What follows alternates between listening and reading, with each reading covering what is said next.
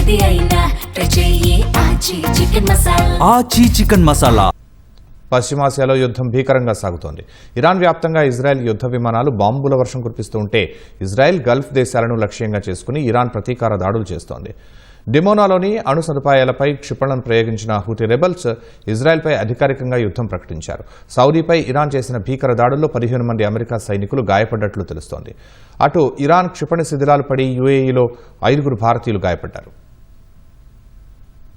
ఇరాన్పై Israel, America సైన్యాలు యుద్ధ విమానాలతో విరుచుకుపడుతున్నాయి. కర్మాన్షా province లో జరిగిన దాడిలో గర్భిణి సహా పలువురు మరణించారు. జామ్జాన్ నగరంలోని అపార్ట్మెంట్ దెబ్బతిని 5 మృతి చెందగా 7 గాయపడ్డారు. దక్షిణ టెహరాన్లోని క్షిపణి తాకి నివాస భవనం ధ్వంసమైంది. ఇక్కడ ప్రాణనష్టం వివరాలు తెలియాల్సి ఉంది. లెబనాన్లోని పార్ టెబ్నిట్ పట్టణంలో ఇజ్రాయెల్ సైనికుల కాల్పుల్లో ఒక వైద్యుడు మరణించగా 4 గాయపడ్డారు. అక్కడి లిటానీ నది వరకు సైన్యాన్ని మోహరించాలని ఇజ్రాయెల్ నిర్ణయించింది. బీరూట్పై ఐడీఎఫ్ బాంబులు కురిపించగా 4 రైతులు మృతి చెందారు. 50కి పైగా యుద్ధ విమానాలతో ఇరాన్లోని ఆయుధ తయారీ కేంద్రాలను ధ్వంసం చేశామని ఇజ్రాయెల్ ప్రకటించింది.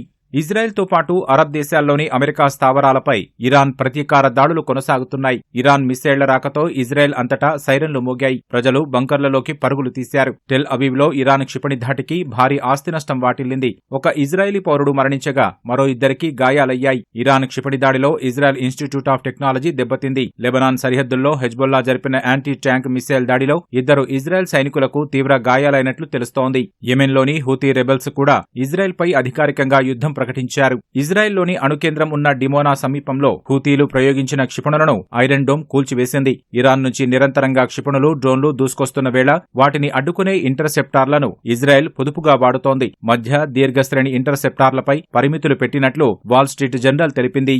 ఇరాన్ దాడుల్లో బహ్రెయిన్లో ఓ భవన సముదాయంలో భారీ అగ్ని ప్రమాదం సంభవించింది. తమ గగనతలంలోకి వచ్చిన క్షిపణులు, డ్రోన్లను అడ్డుకున్నట్లు యుఏఈ, సౌదీ తెలిపాయి. అబుదాబిలో ఇరాన్ క్షిపణి శకలాలు పడి 5 భారత పౌరులు గాయపడ్డారు. కువైట్లోని అతిపెద్ద ఓడరేవుపై ఇరాన్ దాడి చేయగా దట్టమైన నల్లని పొగ అలముకుంది. కువైట్ విమానాశ్రయం సైతం డ్రోన్ దాడిలో దెబ్బతింది. ఇరాన్ డ్రోన్ తాకిడికి ఒమన్లోని సలాలహ్ పోర్టులో స్వల్ప నష్టం వాటిల్లింది. సౌదీ అరేబియాలోని ప్రిన్స్ సుల్తాన్ ఎయిర్ బేస్ పై శుక్రవారం ఇరాన్ 6 క్షిపణులు, 15 డ్రోన్లతో చేసిన దాడుల్లో 15 మంది అమెరికా సైనికులు గాయపడ్డారు. అందులో 5 తీవ్ర గాయాలైనట్లు తెలుస్తోంది. ఇటీవలి దాడుల్లో 500 మంది అమెరికా సైనికులు గాయపడ్డట్లు ఇరాన్ ప్రకటించింది. ఖర్గ్ ద్వీపాన్ని ముట్టడిస్తే ఒక్క అమెరికా సైనికుడు కూడా ప్రాణాలతో వెళ్లరని తేల్చి చెప్పింది. అరబ్ దేశాలు సురక్షితంగా ఉంటూ అభివృద్ధి పదంలో నడవాలంటే వారి భూభాగం నుంచి తమపై అమెరికా దాడులు చేయకూడదని ఇరాన్ అధ్యక్షుడు పెజెష్కియాన్ ప్రకటన విడుదల చేశారు.